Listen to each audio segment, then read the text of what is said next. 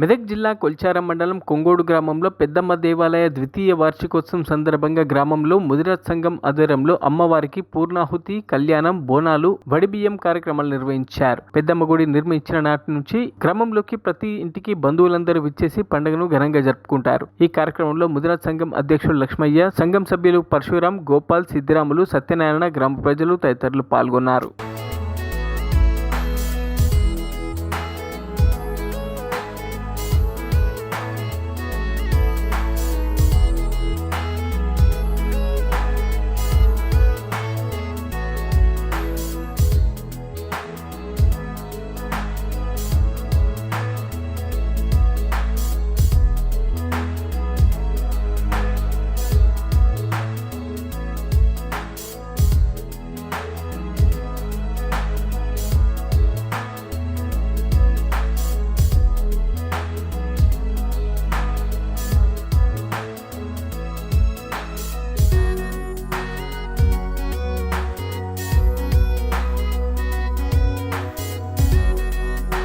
మరిన్ని అప్డేట్స్ కోసం మా ఛానల్ని సబ్స్క్రైబ్ చేయండి.